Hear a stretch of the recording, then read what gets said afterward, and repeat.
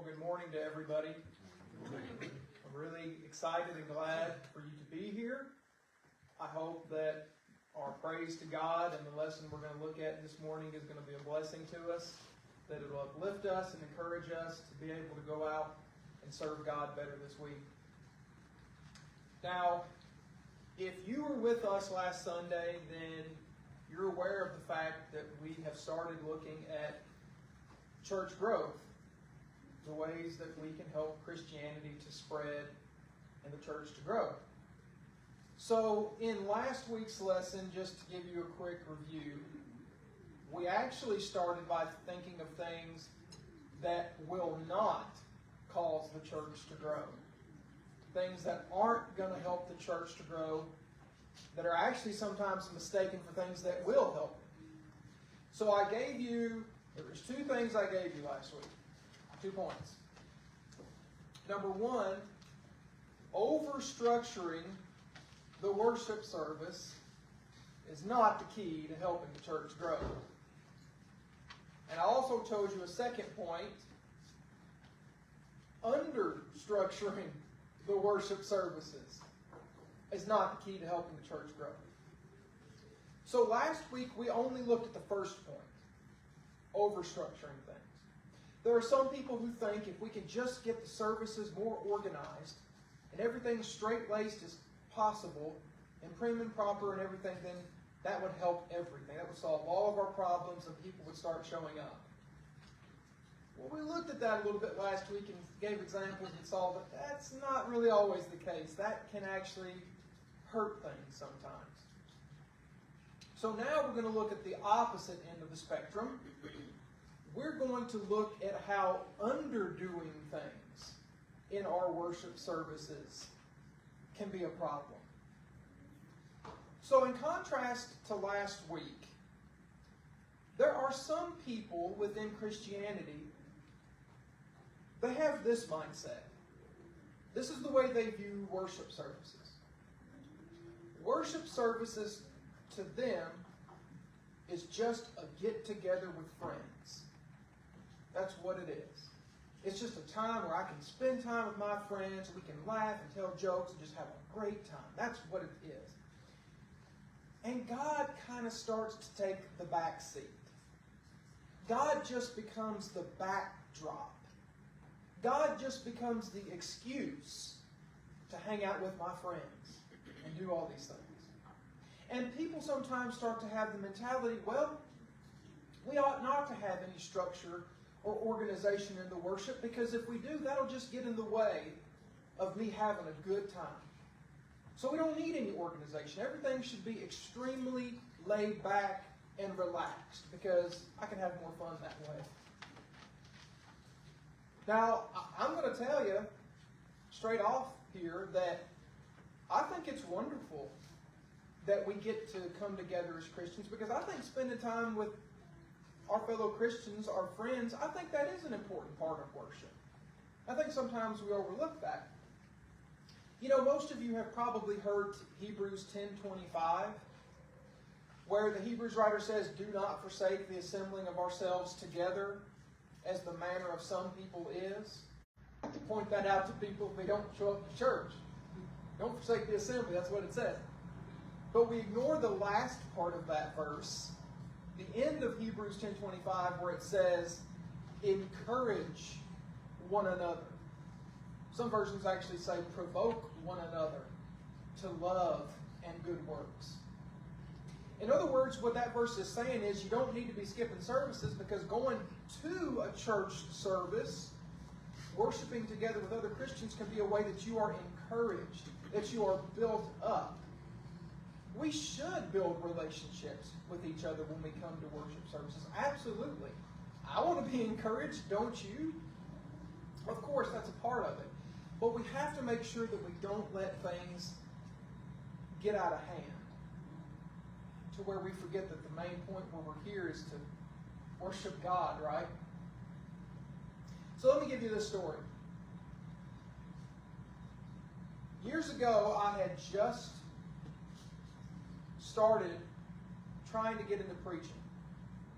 I remember I just got out from underneath the wings of my mentors and was sort of trying to step out on my own and actually start to work with churches and help them on my own. So this is one of the first times I'm ever doing this. So I go to this church, and they want me to start working with them. So, hey, that's great. It's wonderful. I'm excited to be there. Well, I get to the church, and the first few worship services that I'm at there, it doesn't take me long to realize there's no organization at all going on here. Because every time you would go to a worship service, as the songs were being sang and the services were being conducted, I'm talking right in the middle of everything, half the church was talking to each other and visiting and telling jokes and laughing, and only the other half's trying to sing. And I'm sitting here, and I'm trying to focus on the singing, I'm trying to focus on the service, and I got to tell you, it was really distracting when all that was going on. And it was the same situation that you read about in 1 Corinthians 14. That's the exact thing Paul was dealing with in that chapter, because in 1 Corinthians 14, they were having people being disruptive during the services, and Paul has to step in there and tell them, look, you don't need to be doing that. In 1 Corinthians 14:40, that's where Paul says, let all things be done decently and in order. And it was so bad that I remember there was a couple in that church that they refused to sing. They sat right next to me in the pew, but they would not sing. Never one time do I ever remember them uttering a note. And I feel that a large part of why they would not participate in the worship was because of just how silly everything was. That's honestly how I feel about it. And I remember a lady told me one time, she said, you know what, it's one of those worship services where after it's all over and said and done, you don't even feel like you went to church. It didn't even feel like a worship service. It was just no organization, no structure, no nothing to it. So I'm here in the middle of this. I'm trying to start preaching, and and I'm thinking, man, what in the world do I do? Like, how do I help these people to take things a little more seriously, And so I just don't know what to do. And I think, I don't want to get up from the podium and start telling everybody and wagging my finger at them and say, hey, let's make things a little more ship-shape around here and blah, blah, blah, because if I do that, that's probably going to rub people the wrong way, and it's probably not the way to deal with this. So finally, I decide the best thing I can probably do is just try to be an example. In 1 Timothy 4:12, that's what Paul told Timothy to do. He said, be an example to the believers. So I said, you know what, I think that's probably the only thing I can do. Because whether I like it or not, I'm the new guy here, and everybody's eyes are on me. I was told by my mentors, if you're going to be a preacher, you better get ready to live in a glass box, because everybody's going to watch everything that you do, not just at church. They're going to judge everything about you. And I thought, well, you know what? If they're going to be watching me, I'm going to be setting an example the best I can. I ain't going to be perfect. If you watch me close enough, you're going to find flaws, but I'm going to sure do the best I can.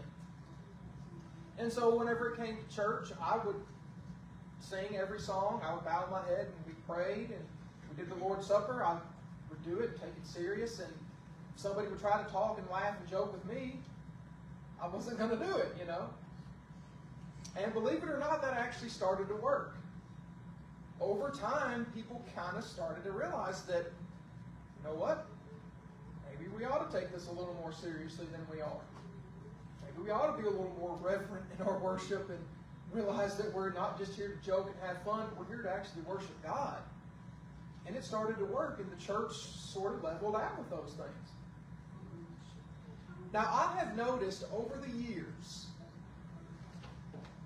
that there are different things that can happen, different things that can come up that can cause people to not take their worship services seriously as they should. And I'm going to give you a few examples. You might remember that in Revelation chapter 3, Revelation 3 verses 15 through 18, John wrote about people who have become lukewarm. Christians that were neither hot nor cold, they're just lukewarm. In other words, what he was saying is there's some Christians that just, they're not doing anything serious in their worship or service to God. It doesn't mean much to them. I don't think any Christian means to become lukewarm or to not take their service to God seriously. But there are things that, if we're not careful, can push us in that direction. So let me give you some examples. I'm not going to ask you to raise your hand for this, because if I did, all of you would raise your hands. But I know all of us have probably heard people, and I'm talking other Christians, say, you know, it is just so discouraging that nobody wants to come to church these days. Or it's just so discouraging that we go out and we might do a good work, and it seems like nobody shows up after we've done it. I'm just so discouraged. I'm not going to ask you to raise your hand if you've heard a Christian say that, because I know you probably have. Well, that mentality rubs off on people. And if you're discouraged and you don't take things seriously, other people hear you say that and see you behave that way, and guess what? They start thinking, well, why should I take it seriously myself if they're not even going to care? I was at a church in Texas one time, and the church wanted to do a door knocking campaign. And I was there, and I wanted to help them do that campaign. Now let me pause for a minute and tell you, I know people sometimes give door knocking a hard time, and people think door knocking is so old school, like you shouldn't even do that. Well, last I checked, the Bible does mention instances where the apostles went from house to house. So I think that does have a little bit of biblical backing. And I'm honestly a believer that if you do door knocking the right way, it can have an effect on people's lives. We have Merv and Carolyn Walling sitting out here, and you know how I met those people? I met them because we went over there and did a door knocking campaign. I'm so glad we did, because I have learned who these people are and how good they are, and I built a friendship with them. And let me tell you about that door knocking campaign. We did that a few years ago. I told them, I said, we're just going to go over here, we're just going to door knock the apartments. We brought some cookies and stuff along with us. That's all we got to do. Knock the apartments and we'll be done. We knocked the apartments, and I'm thinking, okay, let's head back to the church. We're done. And I'm like, where is everybody? They're knocking all the other houses around here in the neighborhood. And I'm thinking, I didn't even tell you guys to do that. I couldn't stop them from doing that. It can be a good thing. And this church wanted to do it. And I said, I'm going to be a part of it. I want to help them with that. So we go and we do that door knocking campaign. Well, there was a man in the church. He was a deacon in that congregation. And he refused to do it. While we were out door knocking, he was fishing. He didn't make any bones about it. He was fishing. But his wife, who could hardly walk, the lady, I'm sorry, the lady was like half crippled. She came. Now, of course, she couldn't walk, but what she did was she drove the car around and took us to different places where we needed to go. And I'm thinking to myself, now what's wrong with this picture? Here he is, ain't nothing wrong with him. He can walk just fine, and he won't have anything to do with it. And she can barely get around, and she's going to help. But, you know, I didn't say anything. I was like, I'm not going to cast judgment. I'm not going to be, that guy who does that, Well, Sunday comes around, and we all go to church. Now, no new visitors came after we did that.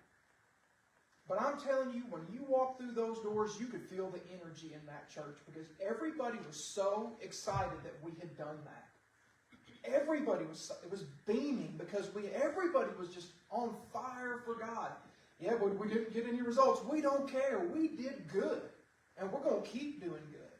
And man, it just feels so good to be surrounded by that. It felt good when I walked into church that morning. Here comes that deacon. The beam of sunshine himself. He comes walking up to me. And the first thing he does, and I didn't solicit this from him, he just starts telling me, yeah, I didn't go to that door knocking yesterday. It's just so discouraging that nobody comes when we do those things. And I thought to myself, so this is what you're telling me. I didn't go to the door knocking because it doesn't do any good. That's what he's saying. Of course, I didn't say that to him. I didn't, berate him about it or anything. I said, you know what? I'm not going to let that stop me. He can sit here and be the negative Nancy, but it's not hurting the rest of us. We're gonna go out and we're gonna do good things for God. And I'll tell you a funny story too. Years later, I go back to that church. Hadn't seen those people for years. I go back and they say, hey, while you're in the area, would you want to preach for us Sunday? I said, sure. So I go and I'm doing the Sunday school class, and I'm doing the Sunday school class, and we're talking about ways we can reach people. We're talking about doing evangelism and stuff.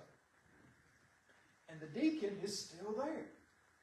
Well, in the middle of class, he just speaks up, and he just lets his light shine. And he just says, I don't know about all this. Talking about evangelism. I just don't think we ought to be talking about this because a lot of us just don't know how to evangelize. We just shouldn't even do it.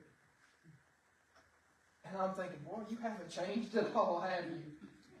Now, I'm not trying to tell you about this guy to run him down. I'm just saying that I don't want to be that person in the church because that kills enthusiasm. And what that mentality essentially is, it's this. If people out there don't care, why should I care in here? That's what that mentality is. People out here in the world don't care, I'm not going to care in here. And so we just start taking everything for granted. We don't really care about the worship service. Things just start falling apart. When that mentality is allowed to take root in the church, that should never take root in your heart. Never. I don't care. I'm going to tell you right now, I don't care if we work and work and work and work and never make a single convert. We have not wasted our time. None of us has wasted our time if you've gone out here and done God's work. Never be discouraged, and don't let other people ever run you down or kill your discouragement. So that's something you're probably going to encounter. Now here's something else. Let's talk about this. Gail kind of already brought it up a little bit this morning. Let's talk about getting the services started on time. I told you last week, I gave you an example that when we went to Jamaica, sometimes those churches didn't start on time. But you know what? It didn't kill their enthusiasm, and it didn't kill their zeal. Now, that being said, I still am a believer that we ought to try to start things on time, if we can. Because I do think that has an impact. You know, would you be late for your daughter's wedding? Not if it meant something to you, not if you could help it, right? Something important that we cared about, we try to be on time if we can, right? Well, if worship means something to us, I think we ought to shoot for that at least. What if I didn't show up on time? Like, what if it was Sunday morning and it's time for the sermon? Where's Wesley? Well, you know how he is. He gets here, whenever he wants to get here. And we just wait for him. When it's the sermon hour, we just wait for him. Like, that wouldn't be good, would it? Or what if the men who were going to do the Lord's Supper?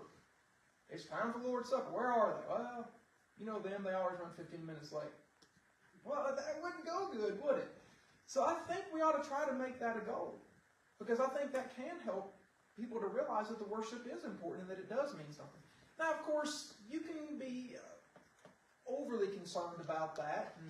And, well, we're a minute late. This church is falling apart. Well, I don't know if it's falling apart because you're a minute late, but I still think we ought to try to make that a goal. And you better watch out because we got people out here in the audience with whistles now. So let's try to make that a goal, right? And shoot for that. Now, we may not always make it okay. We will be gracious, but let's shoot for that. Now, let me give you a third thing. Here's something else that can kill the enthusiasm in a worship service and cause people to take things for granted or take things not as seriously as they should. And that is how well the worship service is conducted. There's some people who, if the singing is not immaculate, the prayers aren't perfect, they're just going to look at the worship service as a joke. They're just going to laugh about it. It's just funny to them. These people, they don't know what they're doing. Now, I'm about to tell you a story, and it's probably going to make me look bad. And preachers ain't supposed to tell stories and make them look bad, right? Well, I'm going to break this rule and tell you a story that makes me look bad because it makes a point, and I learned a lot from it. We were at a church one time, and we started having new people come to our worship services. And of course, that was wonderful. It was great to have these new people. Well, there was this one lady in particular. Her name was Miss Bobby. And I'll never forget that lady. She comes to church, the singing starts, Miss Bobby starts singing. And when I was making this lesson, I was trying so hard to think, okay, what is a tactful word that I can use to describe how she sounded when she sang? The only thing I can think of is it was comical. It was like shrill at the top of her voice. And it's honestly to the point where I was thinking, is she doing that on purpose? Like, is she trying to be funny? Like, it was, and she sat right behind us. I'm not talking like she was at the back of the church somewhere. We were right behind me. So it was going directly into my ear. And to my shame, y'all, to my shame, we laughed. And I'm talking, we laughed the whole service because her singing was so comical. Now, it wasn't like a big out loud laugh. It was just like snickering, the whole time. I just couldn't sing with any of the songs. It was just so comical, the way that she sounded. And we're in the car ride home, and Heather just looks over at me and she says, "That wasn't right." She said, "We don't need to be laughing at her." She said, because in reality, her singing was beautiful. She's over here trying her best to sing to God, and we're sitting here snickering about it. And I felt about that tall after she told me that, and I said, "You're right. You're absolutely right." I said, I have no business making fun of that. She's doing her best. It may not be up to my standards of what I think singing ought to be. But God looks at things a little differently than I do. And the sad thing about it is, one day Miss Bobby stopped singing because Miss Bobby passed away. And I would give anything if I could hear her sing one more time. If I could sing with her one more time. She didn't know it, but that lady taught me something that I needed. She taught me a very important lesson that I'll never forget. Don't judge a book by its cover. Don't just look at the outward things, but you look at the heart and you look at what's really going on. These people are trying to worship God, and here I am snickering about it. Shame on me. But you know what? I'm thankful for what I learned. You know what? No worship service is going to be perfect, y'all. But that's no excuse for us to not try to take worship as seriously as we can. Because we're here to praise God. And if you look at the Bible, you look at those Christians of the first century, I may have told you this a little bit last week, but they were pretty ragtag. You look at their worship services, man, they were meeting wherever they could. They were just average folks meeting in somebody's house or meeting at the Temple Square or something like that. Their worship services didn't seem like much, but they were beautiful to God. What I'm saying is there can be a lot of things that cause us to take our worship services too relaxed, not serious enough. We get a little too laid back with things. That shouldn't happen. So let me sum up what I've been saying in these last two lessons. Sometimes people want to overstructure things in the church. Things ought to be more organized. Things ought to be more prim and proper. And then you have other people who want it relaxed and just laid back, and it's, not serious at all. And people on both sides of that aisle fight back and forth because they think their way is the answer to making the church grow.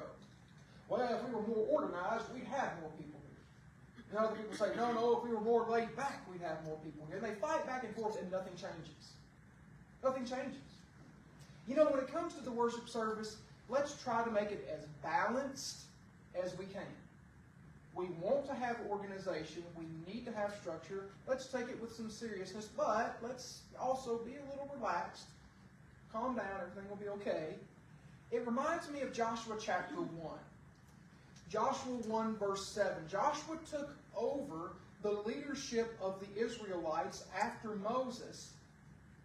And God speaks to Joshua in that chapter, and he tells him, follow my commands and do not depart from them either to the right hand or to the left hand. You stick on that straight, narrow path right down the middle. That's laying out a pretty good principle of balance, I think. Let's not go too far this way. Let's not go too far that way. Let's be as balanced as we can. The real thing that is going to help Christianity to grow is not people sitting here over-worried about the worship services. The real thing that's going to make the church grow is when we go out and shine the light of Christ into the world. That's what's going to make it grow. See, I told you this last week, and I'm going to tell it to you again. In the church, many people have made the mistake of thinking that as Christians, we are in the worship service business. That's what we do. It's like we're entertainers. And our whole Christian existence revolves around putting on a Sunday morning show. That's what we're all about, right? It's all about that show. Now, the worship service that we do here is a part of Christianity. There's no denying that. But it's only one part, one piece. The rest of the puzzle is going out there throughout the week and serving God. That's the big picture of things. I showed you Ephesians chapter 2, verse 10. We need to remember this verse. We are His workmanship, created in Christ Jesus, not to put on worship services, but we've been created in Christ Jesus to do good works. To go out into the community and live like Jesus and lead other people to Him. That is what will help Christianity to flourish. Not over-organizing or over-relaxing the worship services today. Let's get that as balanced as we can and then focus on the real mission. Focus on the real job of the church. You want to know where your real worship to God is?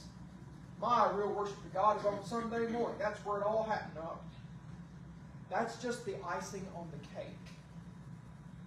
Your real worship to God is what you do throughout the week to bring glory and praise to His name through the good deeds that you do. Don't believe me? What does Philippians 1 verse 11 say? We go out and bear good fruit to the praise and glory of God. Bear good fruit for His praise and His glory. All this time you thought what we were doing right now was the real worship service, didn't you? We didn't realize that the real worship service ought to be happening Monday through Saturday. This is just the icing on the cake. This is just the last candle on the cake. It's what this is meant to be. It's not the be-all and end-all of our Christianity, and yet we've turned it into that. And sometimes Christians wonder, why aren't things changing? Why isn't the church growing? Because we've lost sight of the real goal. Hey, look, go out there, live like Jesus, lead other people to Him. You say, well, I'm not that good at it. Hey, I don't know if any of us are really all that good at it. But the fact that we try, the fact that we make that effort, that's what counts.